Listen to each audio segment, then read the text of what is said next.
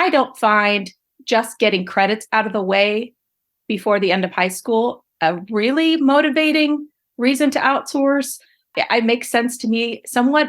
It just depends on what's being sacrificed. And sometimes I feel like the quality of like what I'm doing with AmblesideOnline, year 11, does not compare to what I've seen for the like community college humanities. Right. That's just the reality. Agreed. And so just to get credits checked off for that is not a compelling reason to outsource for me.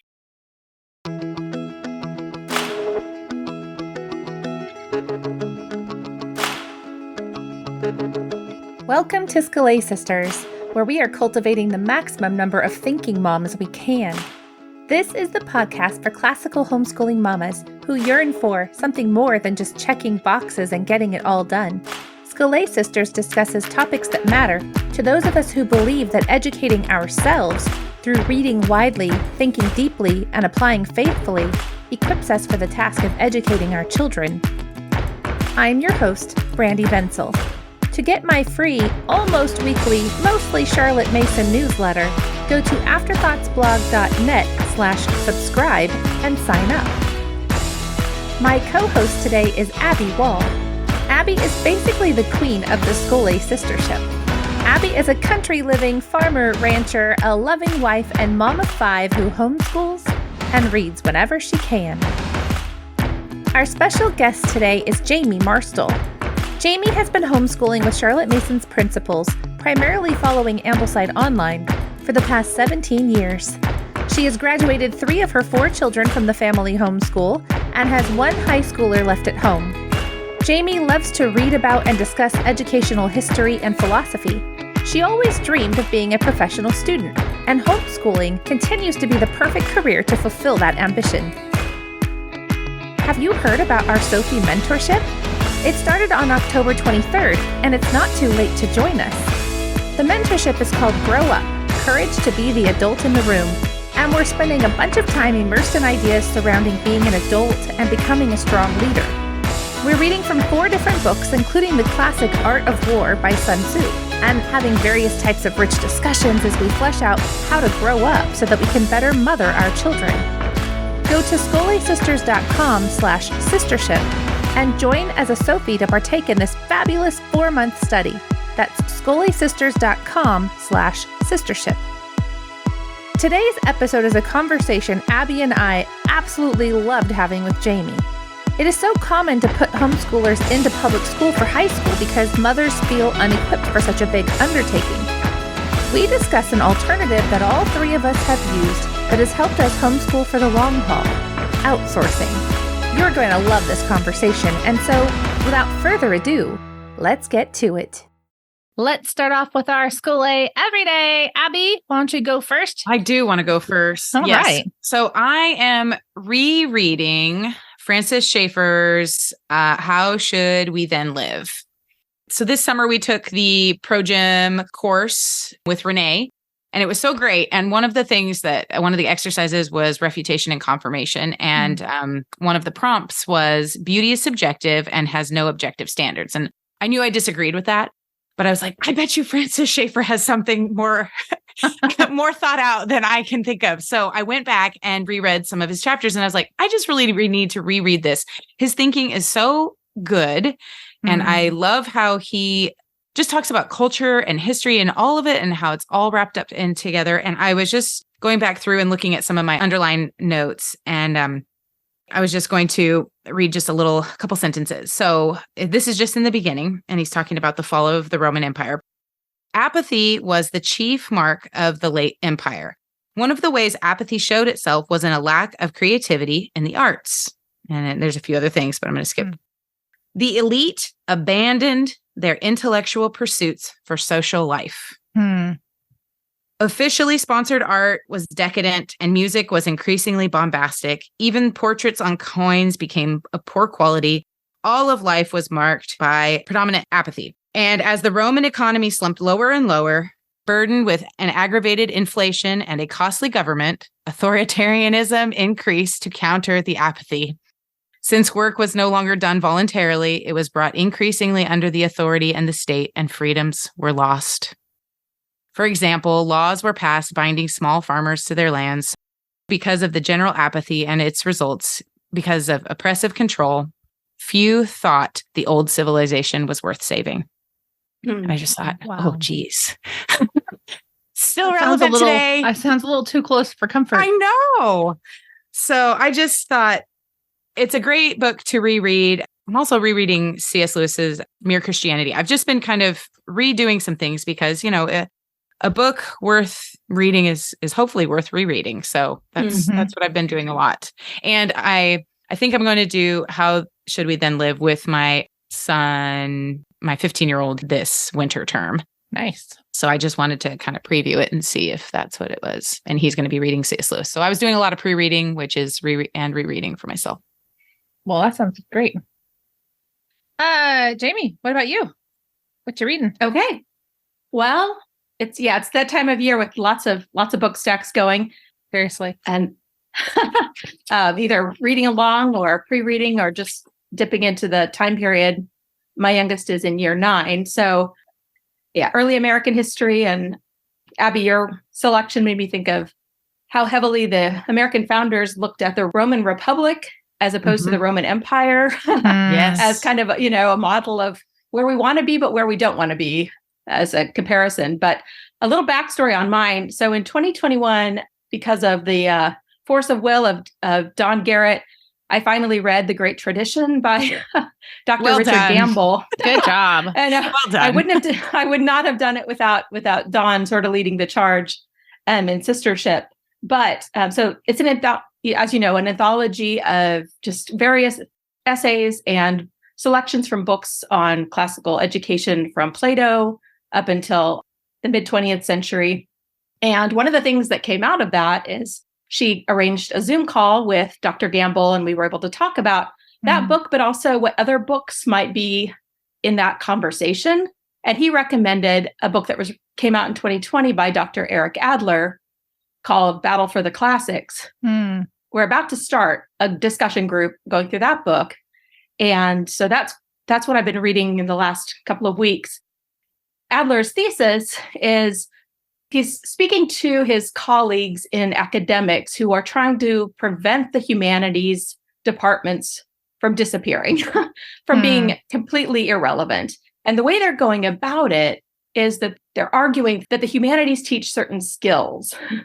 And his argument, looking back at the 19th century and similar arguments, is that no, if you want to maintain your place as having something to offer students, it needs to be knowledge and content. You have to make a defense of the content of the humanities. The skills can be taught in the social sciences and the sciences. You're just making it worse by saying critical thinking. And so let me share a couple of quotes. So far, I've just through the intro, a little bit into chapter 1, but here in the intro, he says, humanities apologetics that avoid vouching for specific humanities content are doomed to failure. Such arguments, as we shall see, inevitably deteriorate into viewing the humanities, and for that matter, education in general, as little more than a conduit of various skills. And too much focus on skills as the essence of higher learning will lead to defeat. And then he also says, the battle of the classics, which was this 19th century debate that he's looking back to, ably demonstrates that insistence on the intellectual, aesthetic, and moral value of studying profound works of art, philosophy, religion, and literature remains the strongest rationale for the contemporary humanities. If American institutions of higher learning persist in relying on a skills-based, substanceless approach to pedagogy, the humanities will continue to wither. And I just thought of Charlotte Mason's Principle 10, that, much teaching, but no knowledge. Yep. And she pushes back on Herbart's philosophy that what a child learns doesn't matter so much as how he learns it, not what he learns. And so there's lots of resonance there in terms of knowledge and ideas being more essential than superficial skills, I guess. I mean, critical thinking, whatever that is, happens, but it doesn't happen because of you're not teaching thinking. You're thinking about content, right? About knowledge and ideas. So. Right. I'm excited to dip in more. And one of my nerdy obsessions is the history of education and sort of what happened to classical education. So should be fun. Is this Adler related to Mortimer Adler? I don't think so. He's a classics professor in a University of Maryland, I think. But there isn't anything that I've seen that indicates that he is. Okay. So just I'm a little disappointed in that. Yeah. Coincidence. Yeah. You would think they would capitalize on that, right? If he was, yeah, I bet they would. Right. Yeah, I wonder how you teach critical thinking when you don't give kids anything to think about. Exactly. Always wondered that. I'm just not sure. Well, don't you buy a workbook at Costco? Absolutely. I think it's similar to the problems with the argument for Latin being that it teaches, precise thinking, or it teaches certain thinking skills or test prep, but you can study math and do that, or you can, just do test prep. It doesn't really make an argument for Latin itself, or for the work of it. You can get those things in easier ways. Yeah. Right. So utilitarian benefits. Right.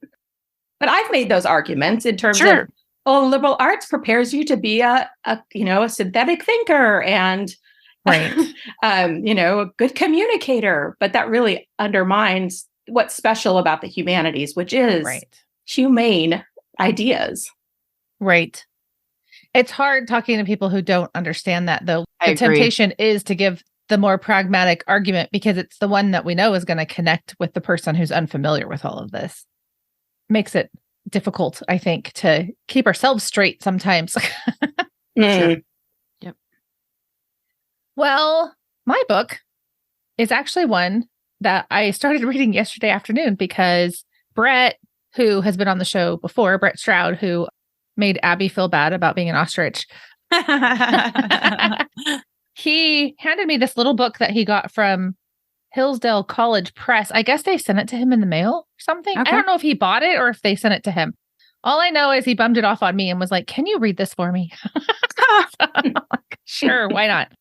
So it's called Tried and True, a primer on sound pedagogy by Daniel Copeland, I guess. Yeah. But I think without knowing anything about it, I know that Hillsdale has, what do they call it? Classical charter schools that they are building, especially out on the East Coast. And so I think this is one of their teacher training books. And it's super niche in the sense of it's very much for classroom teachers. It's talking about things like enforcing the rules or talking to parents or whatever. So it's definitely not something for every homeschool mom. But I do think people in larger co-ops, it looks to me like it would be beneficial.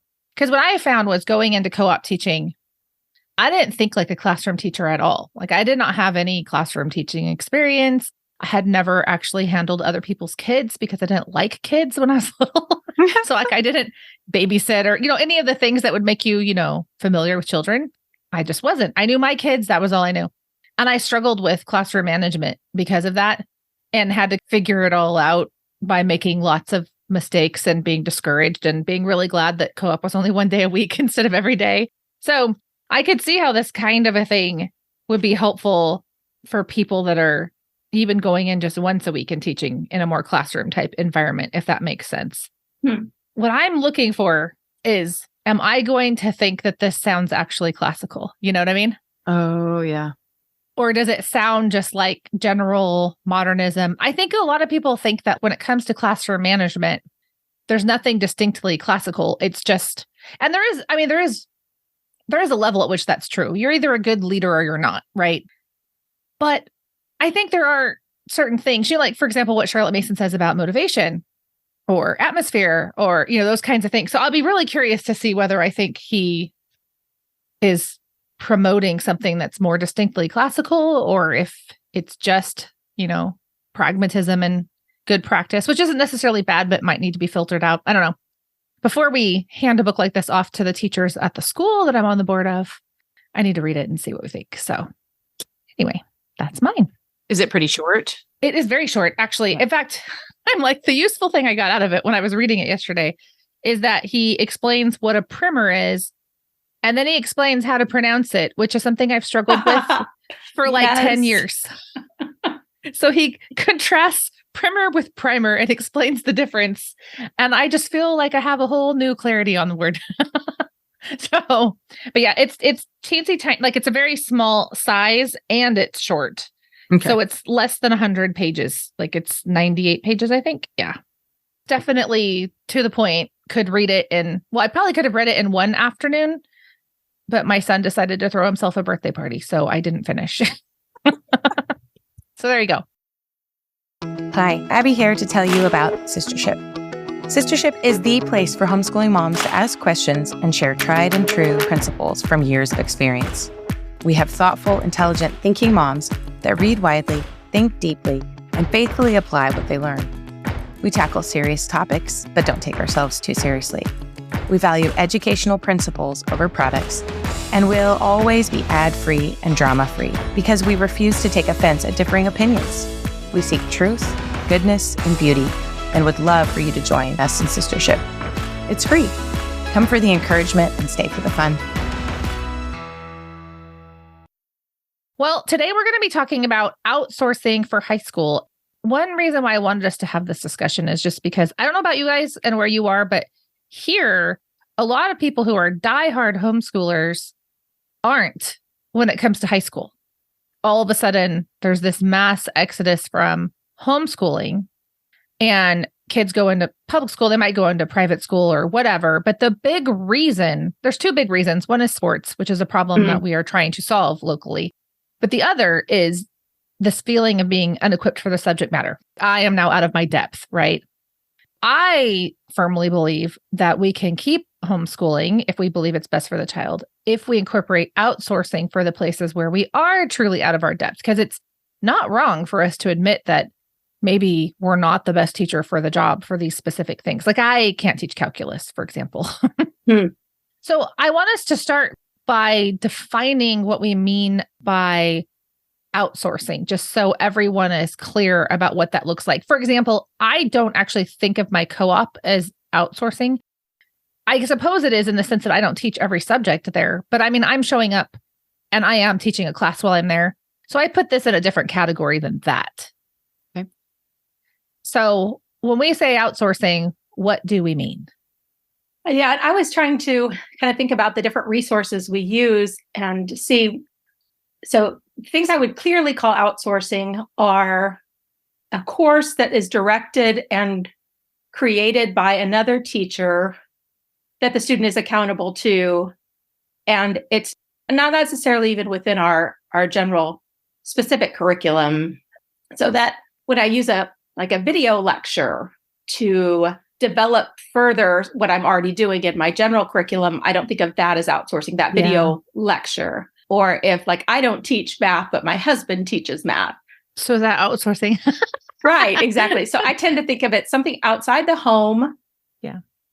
Whether that's by telecommuting, by digital access, but another teacher has developed and is teaching the course. Do you have anything to add to that, Abby?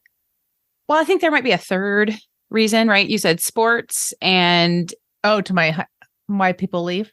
Yeah. And I think there's a third reason. Sometimes we just end a little earlier than maybe we were anticipating, right? One of my kids was ready for college level classes, and it was a better fit personality wise for that. It's not that I felt ill equipped for that, but that child was very well read and kind of ready to move on. And I do think that unfortunately, COVID really changed some things for our own area and things like that. And so there was not a lot for, this child for those couple of years. And so online classes were kind of just a real saving grace for him to interact with other people because so many people were being ridiculous here. So did that child go full time out of college though? Yes. Yep. So we did the running start. So, okay. Because I feel like at that point, and I'm not saying I'm 100% against putting kids into school before they're 18 or something like that. That's a private decision. I just always feel bad when people are doing it because they feel like they have to and not because they actually think it's the best thing. Does that make sense? Yes. So for me with outsourcing, I guess one nuance I would add after hearing that to what Jami said is that I do think of it as piecemealing. It's not the same for me. If I'm putting a child in school, my child's just not homeschooled anymore, right? Yes. Yes. But I feel like if they're just taking a class here and there and they're still at home or whatever, I mean, it can kind of It can kind of be a fine line because I do think there are some kids that are mostly doing independent study at some point, like pretty much everything they're doing, except for maybe Bible time or something as a family, is online. So maybe there's like this middle ground where it's sort of homeschooling and sort of not, Yes. But I do think for me with outsourcing, it's like I have picked specific classes. It's not every single day of the week. It's not 100% replacing homeschooling. Yes. Okay. That's more clarification for me too. So thank you. Another reason if we're talking about other reasons, I think back to like what Cindy Rollins has said, especially about mothers and sons at a certain age and bringing in, not because mom couldn't teach it necessarily, but having an outside accountability source or a mentor relationship, particularly with maybe a male teacher, if one can be found, can be a good reason to outsource starting in junior high or high school. Yes, yeah, I think so. Yeah, for sure.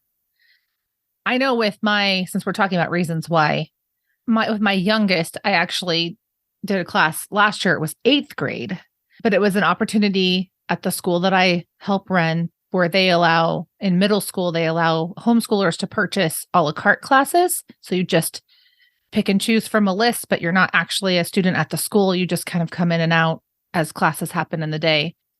And for him, it wasn't that it wasn't that I couldn't teach him the subject. I mean, it's middle school. It still wasn't, out of my depth or something.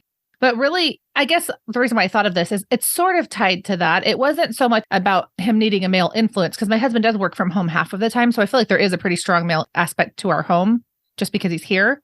But it was just the independence that he was going to learn from having he had to ride his bike and getting himself to school on time and having all his things and having to turn them in. It was very different from an online class because in an online class, he can kind of mute his screen or, disappear, go get the thing he left in the other room or whatever. And so the whole act of having to physically leave the home, it was just so good for him. And we really saw the whole thing as an opportunity for him to mature in very specific ways rather than it having much to do with the subject matter. I mean, the subject matter was great. It wasn't a waste of time. But for us, it was actually all the trappings of the rest of it with him having to be a more responsible person. So what are other reasons for outsourcing? Sometimes there's just a great teacher too. True. Yeah. Right. Or somebody who really loves a subject and then offers it. And, it's an opportunity for, something specific. I'm wondering also just about busyness, especially when you're talking about older children in a larger family where maybe mom's still trying to teach phonics to somebody and you've got this high schooler that is sort of being neglected if you're not careful, academically neglected. Yes. Yeah, I think it helps to use the instruments that Charlotte Mason talks about, atmosphere, discipline, and life being necessary.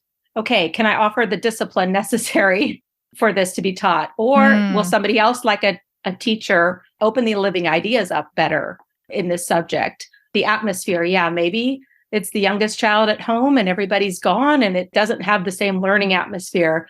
That doesn't mean homeschooling has to end, but maybe an atmosphere of other students would be helpful in that situation. Because the knowledge relationship kind of uses all three of those. How can that be stabilized or maintained? Right. I love that. I know that you have just your one student left at home this year, Jami. Are you experimenting with in-person classes to help with the whole change in the learning environment, or is it going okay without that? Or my youngest is my most independent learner in a lot of ways. She's naturally wired where she prefers to study on her own.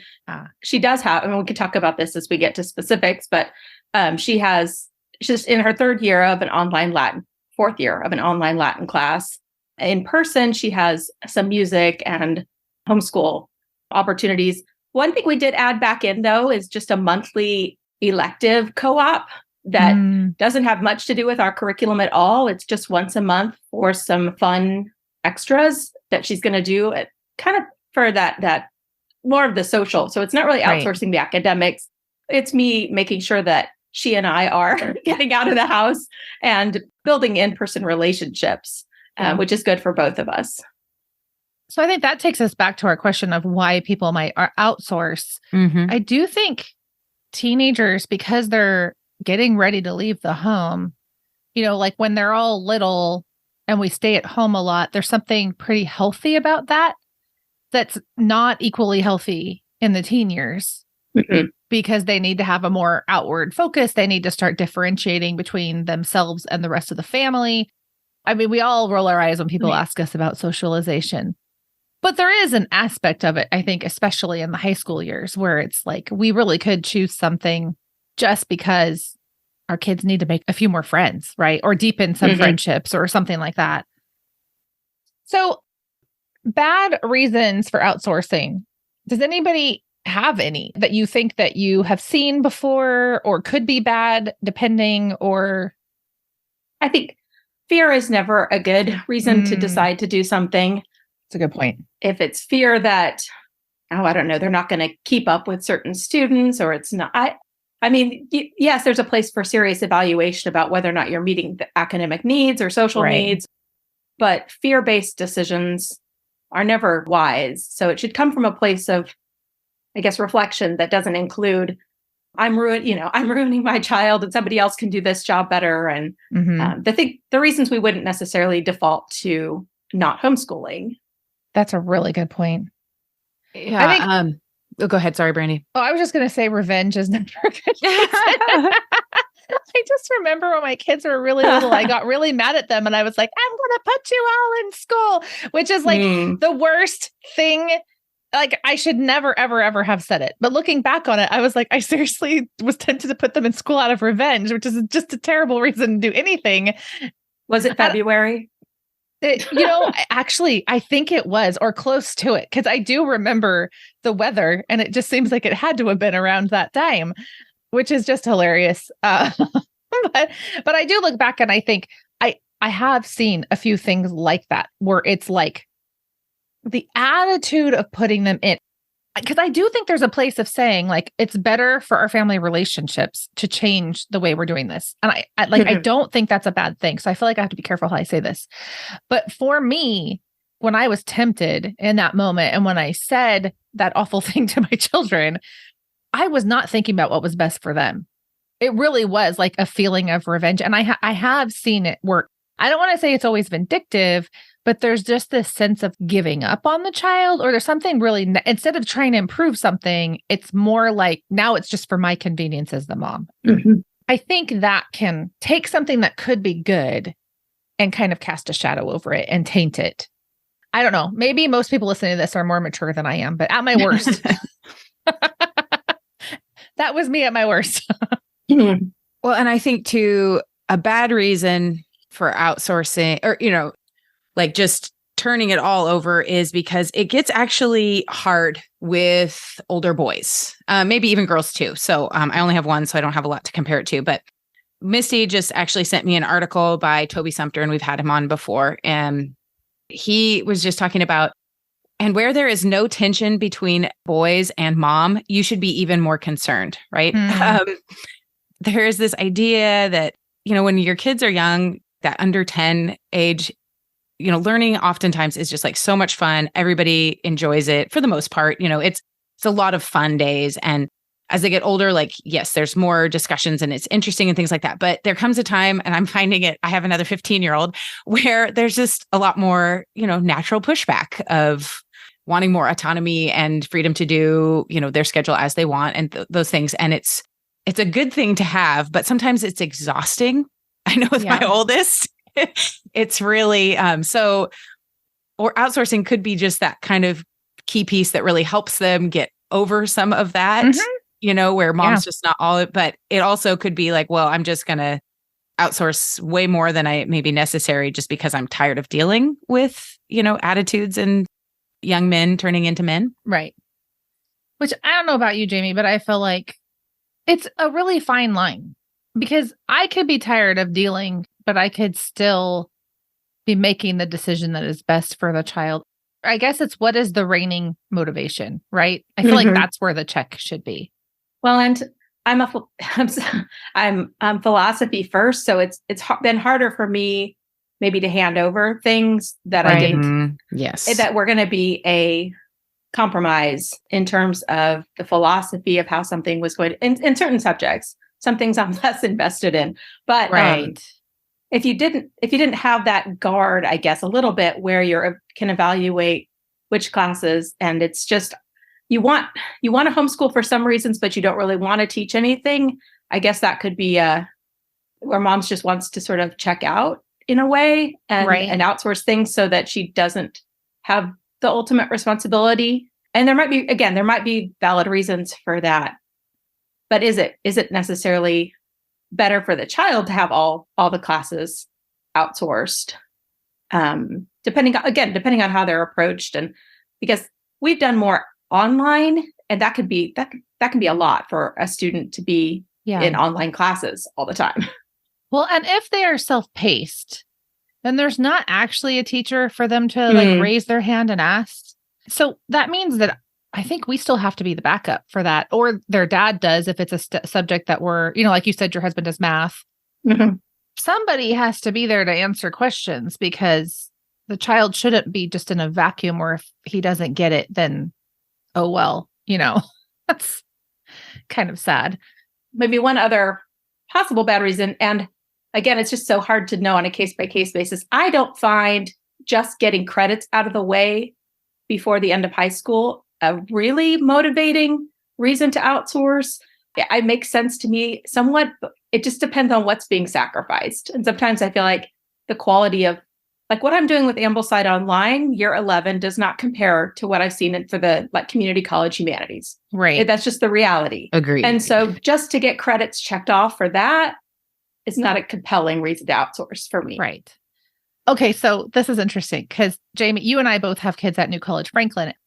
I don't know about you. I knew that mine was going there most likely junior year, senior year or something. And so I knew that I wasn't the end of this child's rich humanities education. So if he had said, oh, I want to take a college class for whatever reason, to me, it wouldn't have been as much of a compromise because I would have known he's going to have a great college experience that I can trust. My youngest wants to go to firefighter school.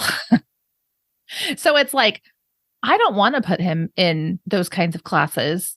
It's not necessarily that it has to be me. Like, I'm not against outsourcing for him, but I know that probably the end of his formal humanities training is going to be his senior year. So I don't want to compromise on that the way I was more willing to with my oldest, because I knew that it wasn't the end. Yeah, I think that makes sense. Just knowing what's next for the student and how much time they're going to be able to give to the life of the mind. Yeah. Not that, again, that can't be something that continues and matures. There's just, this time you set aside in formal education is just kind of rare for that. Yeah, it's definitely, like, I would hope that my youngest will continue, reading and learning and that kind of stuff, but it's not going to be formal the way it is for my oldest. So I kind of want to change the order a little bit and talk about this idea of philosophy, and compromising on philosophy when choosing outsourced classes. Like, what criteria are we using to determine if the class is the right class? Well, what other convictions? So as I'm thinking, another conviction that I've always had, and I don't want to say it's a 100% non-compromising position, but has been that I wanted my children to have Christian teachers, even when the teachers weren't me. I think that changes a little bit as they begin to reach adulthood, but still it is a consideration.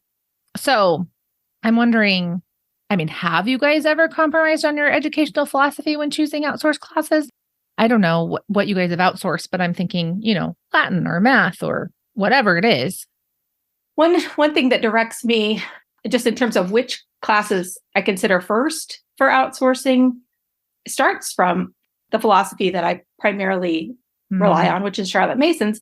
And she says at the beginning of volume 6, the success of the scholars in what may be called disciplinary subjects, such as mathematics and grammar, and I would include that like foreign languages in that, depends largely on the power of the teacher, though the pupil's habit of attention is of use in these too.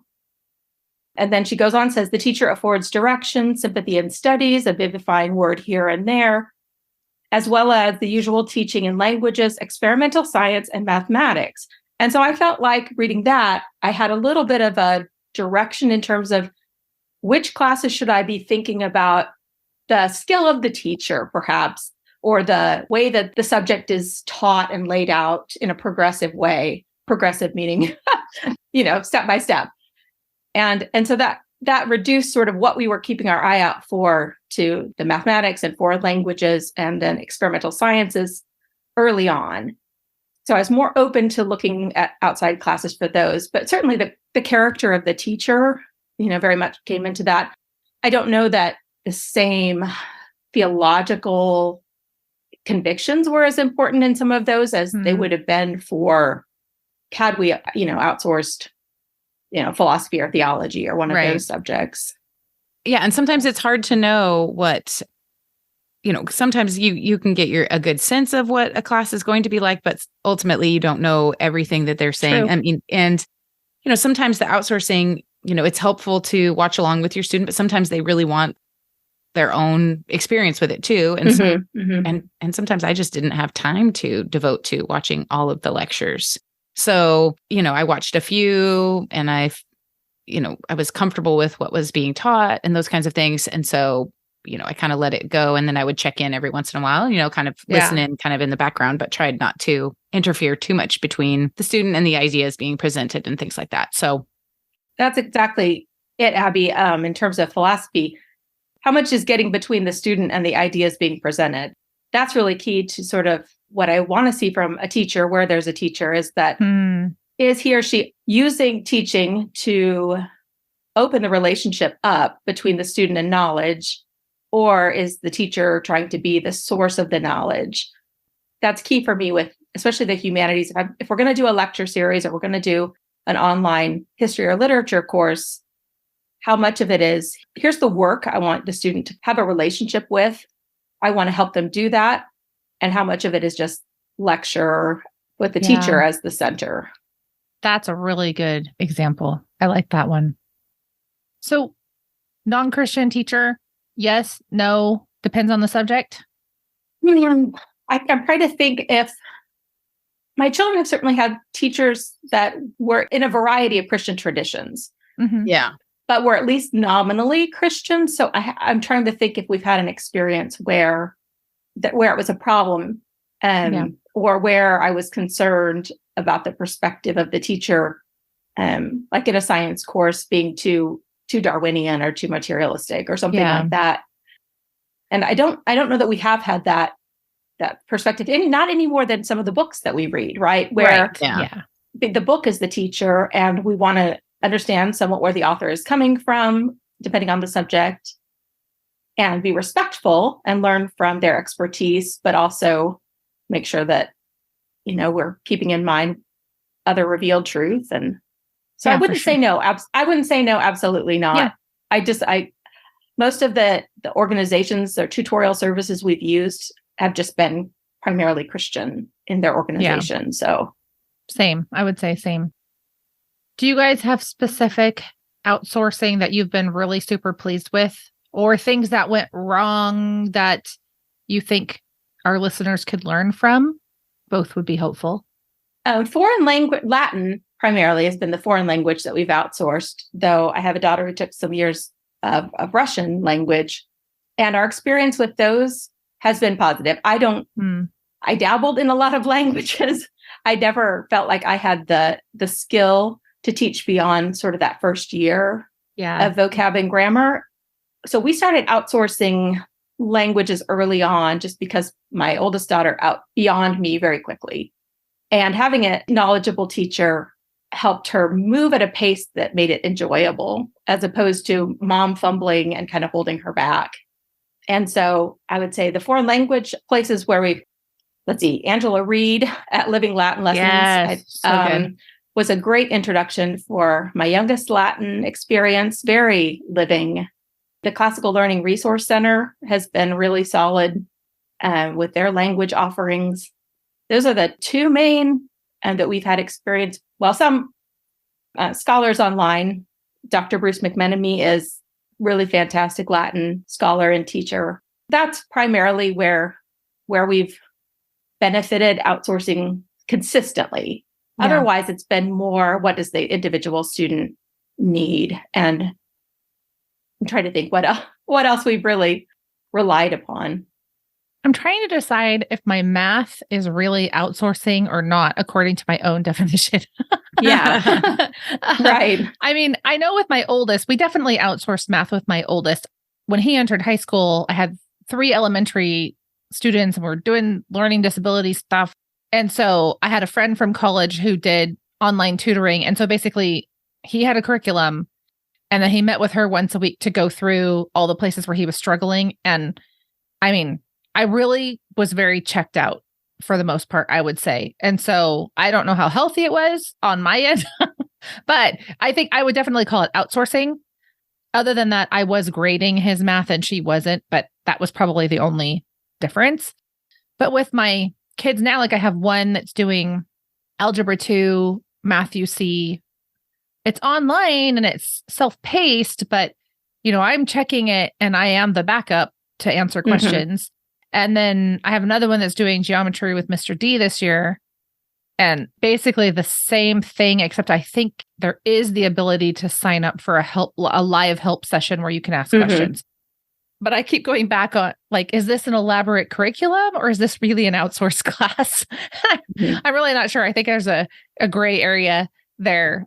But I mean, we haven't done Mr. D for very long. I met him at a conference and I liked him, but we've done Math UC off and on for a long time. And we've been very happy with them. Other than that, sometimes, I have to do the grading and the answers are not right. I mean, I know enough math to know when they're wrong.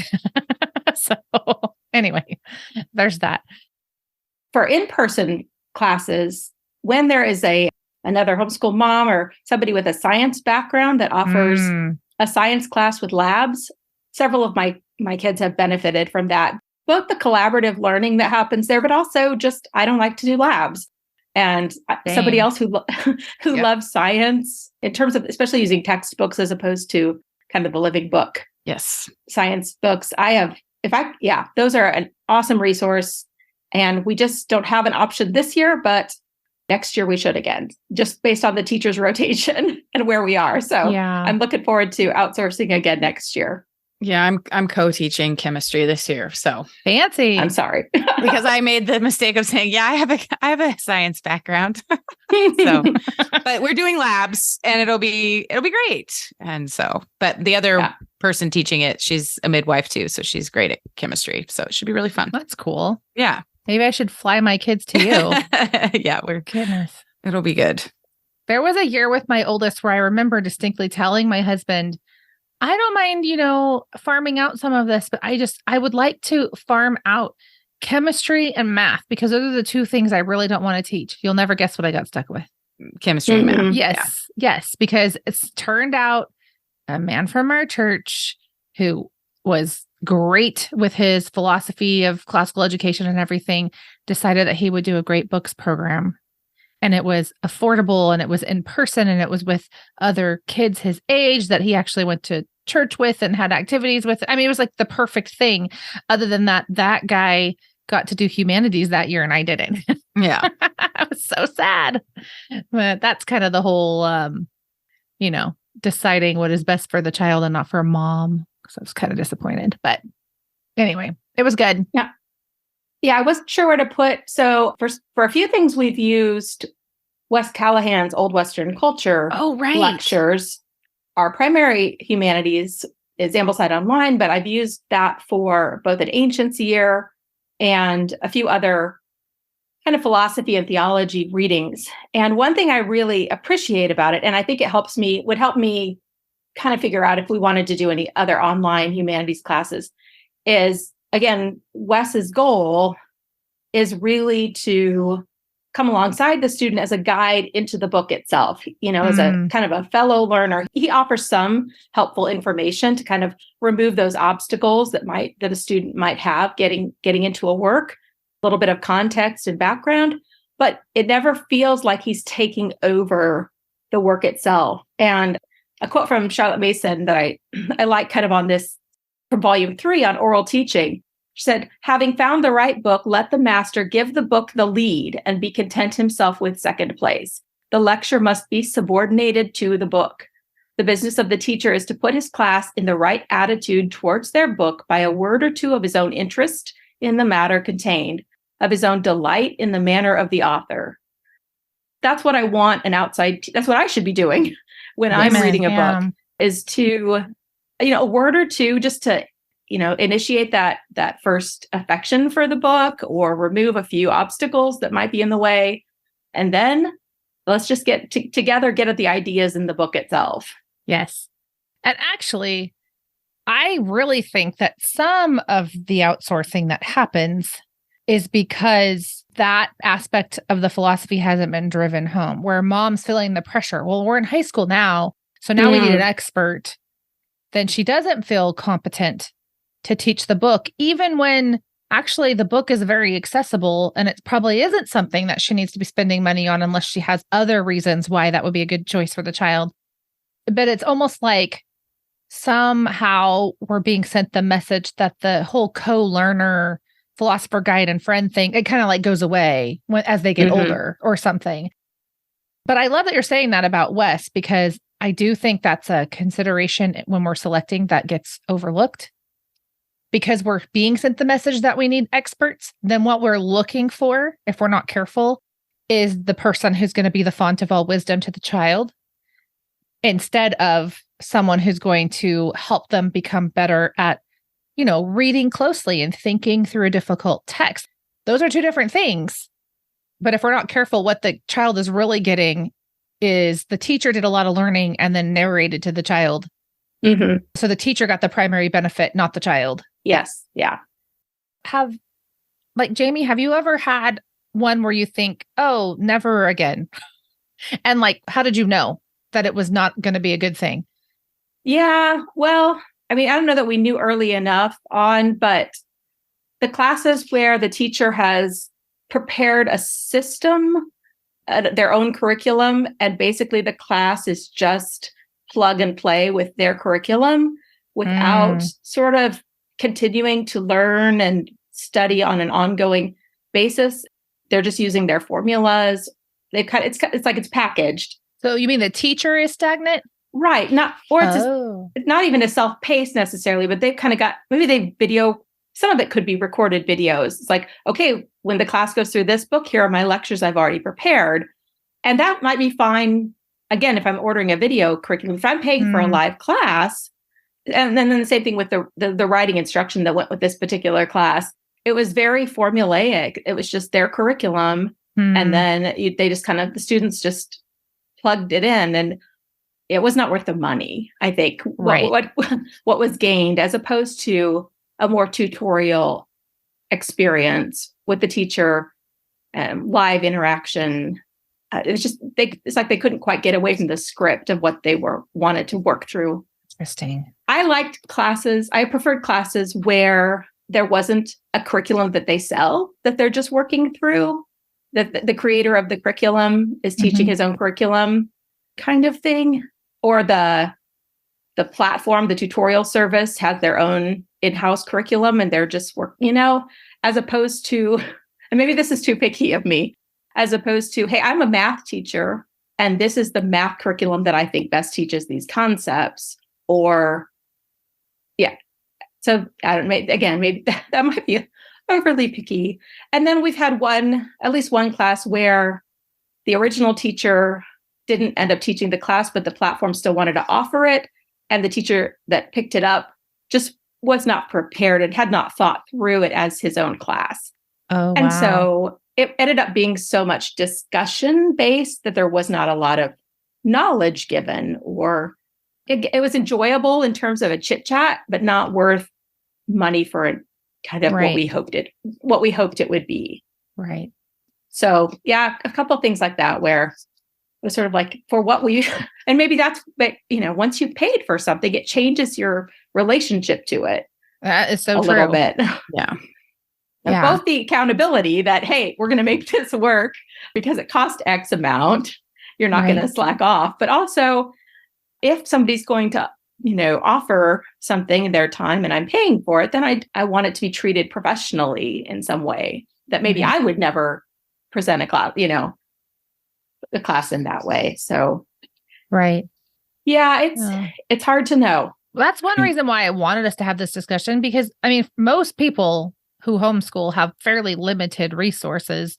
And so when we're talking about outsourcing, I mean, things like Latin require such a specialization. They get very expensive, and all these things can pile up really quickly, which means we really need to think, if we're going to be good stewards of our finances, we really need to think about what criteria we're going to use for selecting these things, or how we select, which subjects. Or I really loved the quote that you shared earlier about how these certain things like Latin and grammar and math really depend upon the skill of the teacher, because I do think it gives us some direction. She thought that with a lot of the humanities, we sitting with our children and reading the books themselves could be the teacher, and that was sufficient. But when it came to math, it kind of mattered whether the teacher actually knew math. Yeah. So hence my I can't teach calculus conundrum. Yeah. Well, we had to get some extra help for one of my kids because they were, just because of learning issues earlier on, they were just further behind than they wanted to be and were comfortable with. And, they had diligently worked through a math program, but it wasn't the right fit for them. And so we found actually a cousin who is a brilliant math teacher, and she does all of the problem students in the local public school. Oh, wow. So she knows how to teach kids who, really do struggle with math. And so, she was available for tutoring, and then her sister also. And so they worked with my child, and it was amazing. And they used not a great math program necessarily. They just used the online program, Alex Math, but then they took the concepts that she struggled with, made it real world, and they could just do it at the kitchen table. And they spent summer doing that. And that was such a blessing for us. And it's great when you can find somebody who just really does a great job. And they treat children. I think that's the other thing too, is treating children or the students with dignity and respect, and not down to them, regardless of their age and where they're at. And really built this child's confidence in their ability to do math, and really, really jumped ahead and really challenged them as well to do stuff on their own and then meet with them. And that was really good. So finding a good tutor or teacher it's really great when you can. Yeah. Yeah. I think, Brandy, to go back to what you said on just in terms of choices have to be made again. Yeah. Like you said, many of us who homeschool do it on a one income, or one and a little bit of an income or something. Yeah.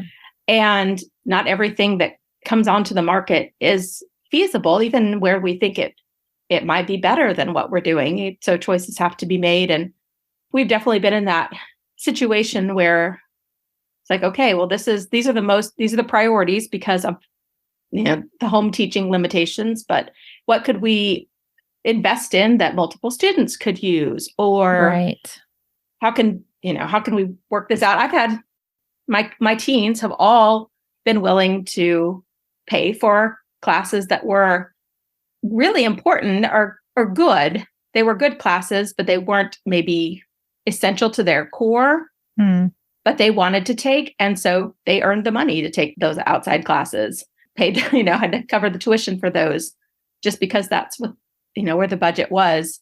And they didn't, that I know of, they didn't resent that they had to help fund their own high school education. And again, it wasn't for anything that I was requiring necessarily, but, as things that they wanted to study or wanted to approach a certain way. That's a good point. I didn't really put that on the list, but thinking about how to pay for these things, the idea that a teenager helps at least with something that they're really interested in doing, I mean, that's also an excellent way just to get buy-in, right? Yes. I know. I mean, I can't think of any classes particularly that my kids have paid for, but I do have a daughter she takes it's called Kabuto. It's a type of karate where you use weapons, and she doesn't pay for all of it. She doesn't have a job that would basically be all she earned if she paid for all of it, but she pays for a portion, and it definitely has been good for her to do that. So that was a good thing to bring into the conversation. Yeah, I have friends and their kids pay for music lessons. They find ways, and parents sometimes will, offer extra chores and things like that around the house to, help subsidize their income. And they find that their kids don't quit instruments as willingly as well. So A really good point. yeah. So I want us to think through just more criteria for determining if a specific class is right. And I was going to read, this kind of goes in actually to what you were already saying, Jami, when you talked about the type of teacher you're looking for when you read your quote from volume 3. But I had gathered, it's just something I've been thinking about lately. I had gathered a couple of things from volume 6, a couple of quotes, because Charlotte Mason talks about the danger of the really brilliant, really charismatic teacher. And I have always found this fascinating. And yet also, I've seen it in action at the university level, both when I was a student, but also when I was in graduate school. I was on staff at the university that I had graduated from and was attending grad school at, if that makes sense. Where she talks about the kind of like the Pied Piper effect. And I definitely saw some of that. I saw people, change not religions, but denominations because of a specific teacher. And I mean, I actually really like this teacher to this day, but you can imagine. So I worked in student affairs, the phone calls I'm getting from parents who are very upset because they believed our school was their same branch of Christianity, so to speak. And were paying, tens of thousands of dollars to send their children here, only to have their children come home from their point of view, a different religion almost, and how frustrated they were. But it really was, the thing about it to me was that it never really struck me as the kids coming to like a greater knowledge of truth. I suppose that is probably true of some of them, but it seemed more like this idea of the undue play of the personality of the teacher.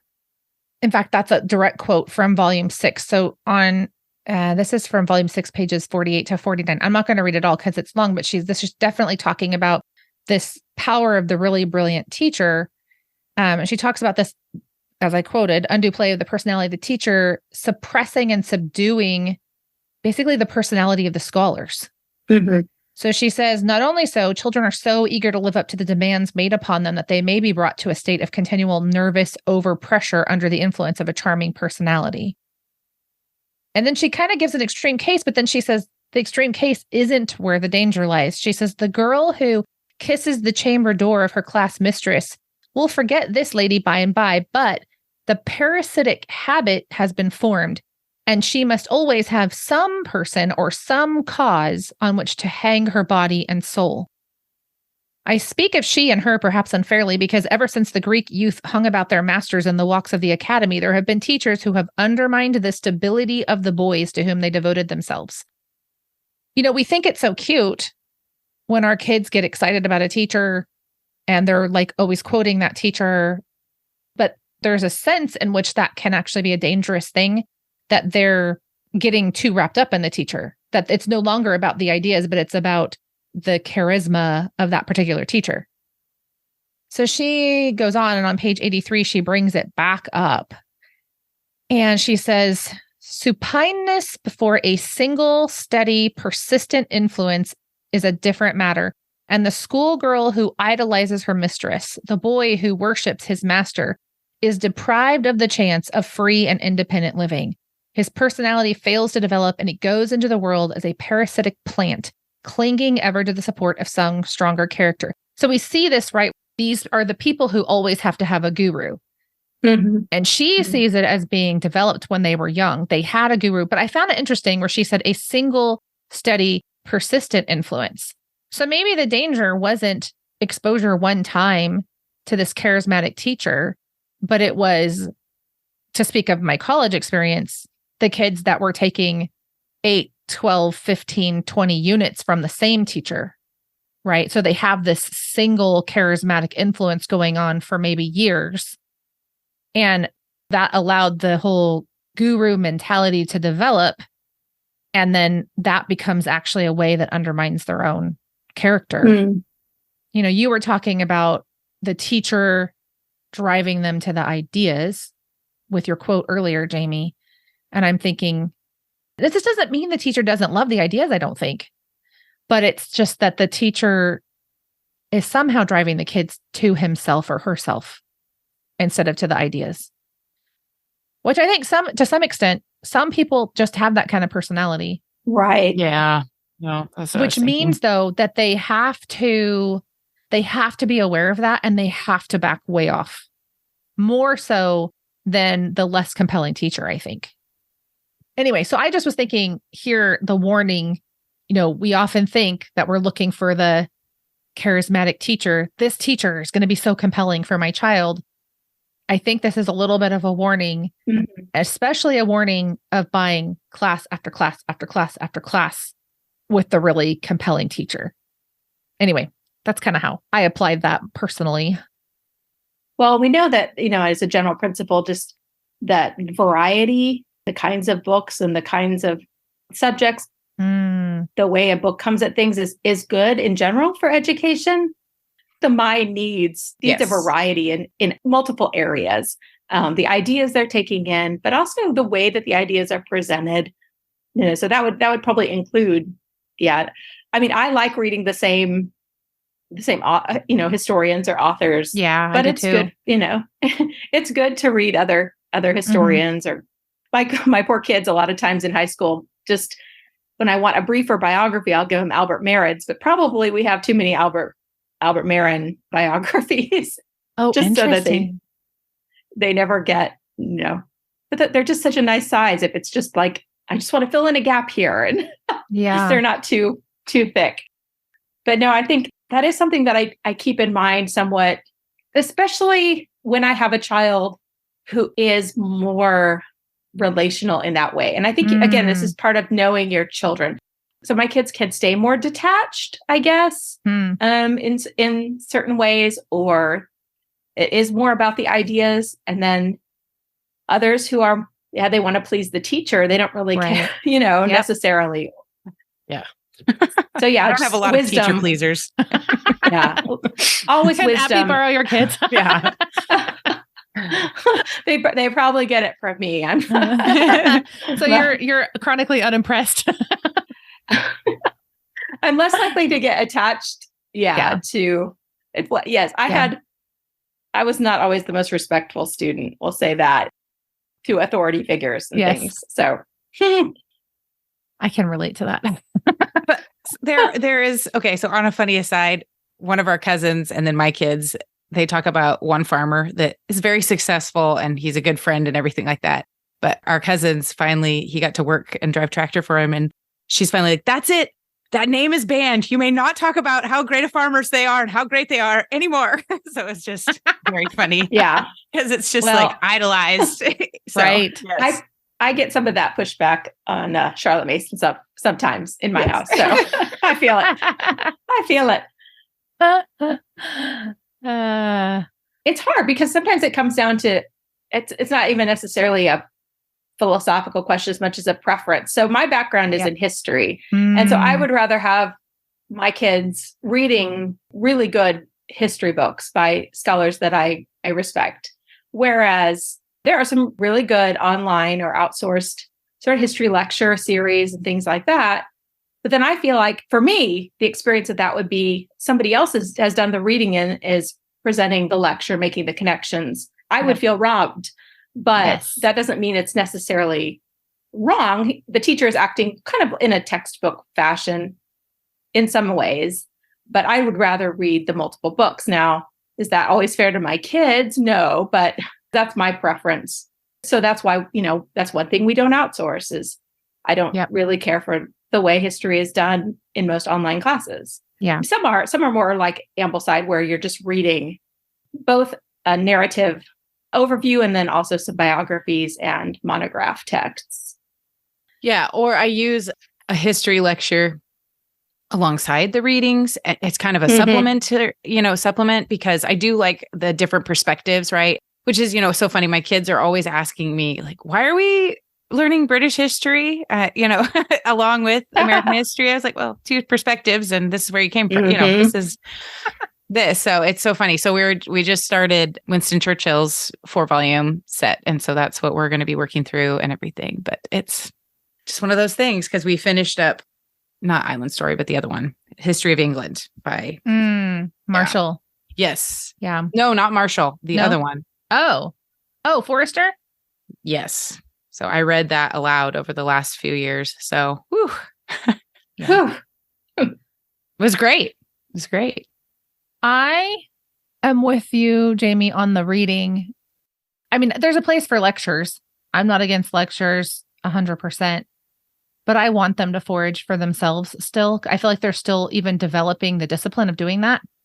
And maybe it is because of what you said, where the teacher is making the connections and then communicating those connections to the kids instead of requiring the kids to think for themselves and make the connections. And maybe that's where the breakdown is. But I just feel like there's something about lectures where I see like the lights turn off on my kids. And it's not because they're not inspired. I just mean they're not working very hard. Yes. Pretty passive. That's not the kind of character I want to develop in them, especially at these young ages. Like I want them to be able to sit and listen to a lecture. Mm-hmm. But I really want them to be able to read a book for themselves and fight to understand it when it's hard. And I feel like lecture sort of avoids that a little bit. But I'm thinking like, I did think of another class that we did. So I did the personal finance thing from Money Genius. I required that for one of my kids for graduation. And it's like, little videos on, how to balance your checkbook and here's what an investment is and blah, blah, blah. I just covered some of the basics that I knew. I just had, I did a lot of economics as big ideas and not very little that was practical. But it was like, I really don't care that this is a lecture, right? And I can't even think of a book that's going to teach you how to balance your checkbook. So, it just was not a big deal to do that all like short video lecture style. So the subject also, what's appropriate for the subject. There's lots of really good history books. So it seems like reading those would be appropriate. And there could be a good time for, like Abby was saying, as kind of a supplement to sort of a big picture. One year I used a Great Courses teaching company lecture series that I felt like did a good overview of the time period. I don't know if we did it before or after. We were kind of going to read through it just so they kind of, again, it was just to illustrate the big picture that was coming. And I felt like that was a reasonable use of, that wasn't really, I don't know if you call that outsourcing, but again, bringing in another source to sort of get them excited or interested and what to watch, what to look for. Hey, pay attention to some of these themes and ideas in this history period. I've had kids quote, things from lectures too, that, I was skeptical, from some of the narrations that they were getting a whole lot out of the bonus lectures. But then the other day we were talking about the Revolutionary War and, this kid piped up with, well, and because of divine intervention, as so-and-so said, and I was like, oh, you did listen then. He's like, nice. Yes. And then he gave me a few other reasons. So I was like, okay, excellent. That's great. Yeah. Well, I just want to know, do you guys have any parting encouragement or any like last thing that you really want moms to know that we haven't touched on yet? I mean, I think if there are no local opportunities where you are or they're outside your budget, that's not a reason to despair.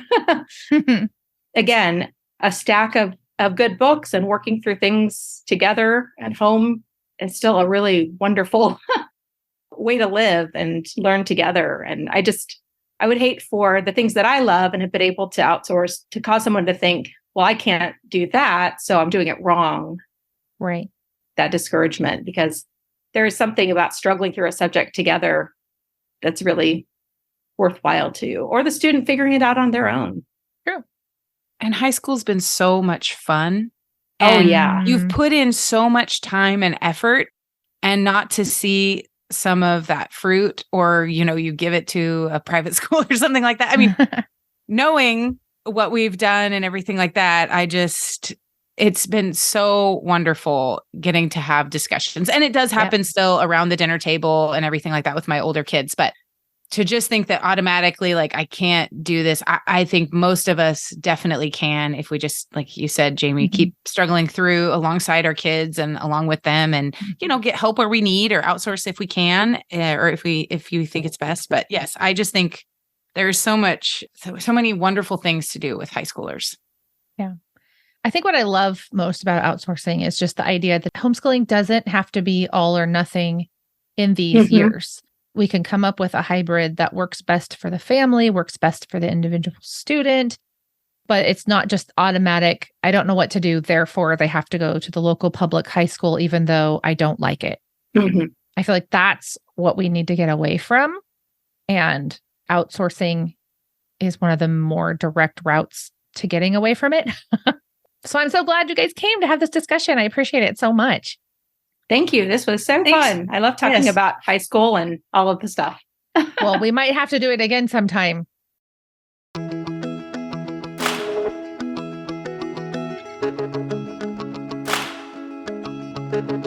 That's it for today. Thank you so much for listening and being a part of the sisterhood of the podcast.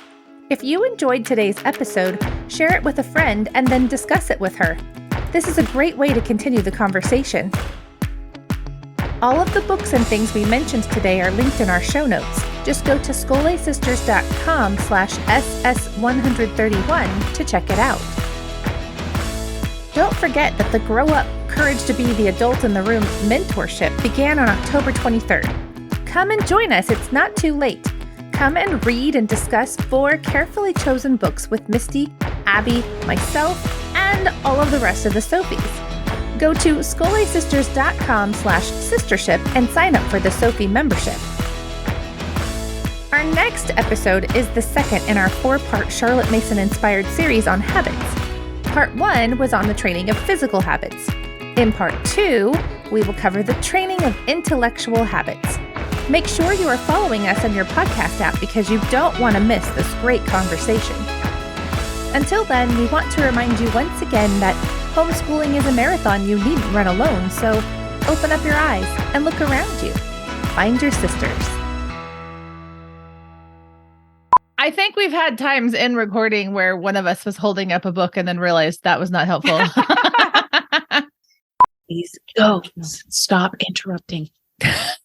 Thank you. I'm going to keep this. Thank you. Leave. I am recording with other people. Goodbye. Sorry. It's okay. It just makes me laugh. He brought in, I know it's every time. He brought me in a note and it's adorable. Eli and me, forgive the bad grammar, but are going to build a fort by the jump. And Dad said we couldn't do it last night because there was no one home. But since you're home, can we go? Yes or no? And on the back, it's yes or no. And I was like, yes, but I want that note. He's like, no, give it back to me. I was like, no, it's too cute. You can cut this out. It's adorable.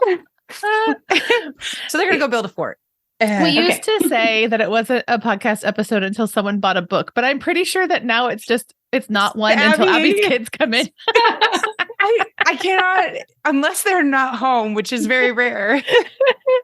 Please don't apologize. It provides me so much entertainment when I'm doing the outtakes later because I usually have forgotten. Oh, my phone's ringing. Hang on. Sorry. I never get phone calls. Probably my kids. That's right.